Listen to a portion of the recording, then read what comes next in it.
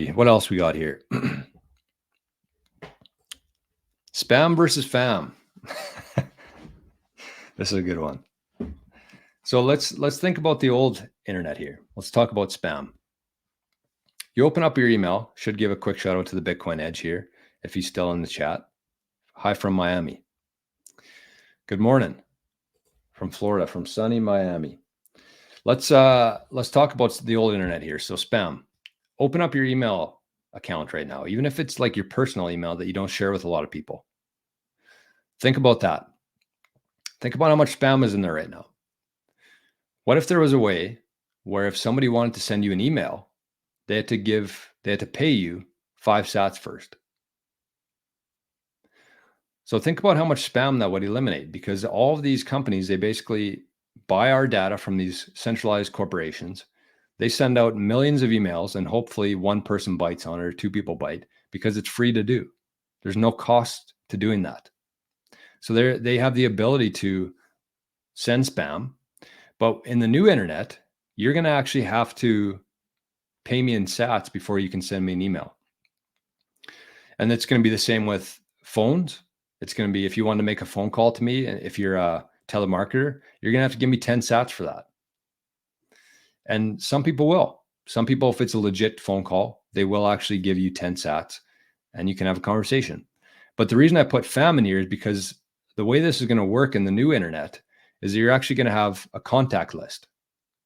So you have a contact list of every email that your friends, your family, and they don't have to pay you anything to send you an email. But anybody outside of that list, out of that contact list, is going to have to give you 5, 10, 20 sats just to get in touch with you. Doesn't that make sense? And so that's going to completely eliminate all these spam companies who just send out 1 million emails because it's free to do. You won't be able to do that anymore. So that's a big one. Spam has been a big problem in our lives, and a lot of people lose a lot of money or lose a lot of Bitcoin or whatever it is just because they don't know what's real and what's not. There's so much spam in their inbox every day, and they accidentally click a link, and all of a sudden people have access to their whole computer, and they lose their Bitcoin, or they lose their money, or they lose their identity. So the people who do that now aren't going to be able to do that much longer because it's going to cost them. And when you have a fixed monetary system like Bitcoin, you can't just create new Bitcoin. You can't print Bitcoin. You can't counterfeit Bitcoin. And so it's going to cost them way too much to be able to try to send you any spam. It's not going to be feasible for them to do. So spam's going to be gone. Fam's going to be here. Tommy says, eBay alternatives for Bitcoiners. eBay takes 25%. I sold something on eBay last week. They sent me the transaction. I almost threw up how much they took off it. It was like $150 sale. They took $30 off of that. $30 for what? I mean, yeah, you got a good website and people visit it, but is it $30 worth? 25% worth? I don't know. And there already is eBay alternatives popping out for Bitcoiners. One of them is called satscrap. So you can go to satscrap.com, I think. That's one of them. And the second one is Plebeian Market. So there's already 2 Bitcoin eBay competitors popped up, and that'll only increase. So instead of paying $30, you pay maybe 50 sats to sell something.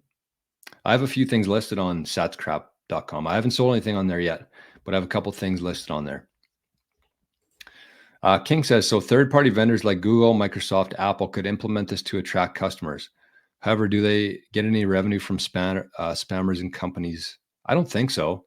The one thing that they would get revenue there from would be selling your data. So everything that you do online, Google tracks, right? If you're, which I am right now, I'm connected to my Google account on this computer. So Google tracks every place that you go to, and then they sell that information to companies to advertise and to spam to you. So yes, I don't think that they will be too happy when this happens. I think that Some of them will figure it out. I'm sure Apple always finds a way to figure things out, but that is going to be a problem for them when they can't sell their data to people anymore. That's going to be a big problem for them. King also says, which side of this coin has more cash flow? The customer base going towards a spam-free platform or the advertisers paying to spam? Which side of this coin has more cash flow? The customer base going towards a spam-free platform. Yeah, I mean that's these infrastructures and these systems are going to be put in place where every time you do, I think that I answered this as well. But let's use an example there. So every time, this is how it's going to incentivize companies to build in this new internet, is because let's use an example of me using Vita. Vita is an actual business that already exists that does this with spam. So if you want to call me, and I have my phone number set up through Vita, if you want to call me, you have to pay 20 sats, let's say. And Vita will take like one sat off of that. And every time that there's a phone call in the world, or every time there's an email sent, they get one sat from that, which is going to be huge. Think about what they get for currently nothing. Somebody makes a phone call, the internet or the telecommunications company doesn't get anything from that. But every single phone call, every single email, every single text that somebody pays 5 sats for, that company takes 1 sat. That's going to be a very lucrative business for people. So that's why people are going to be incentivized to do it.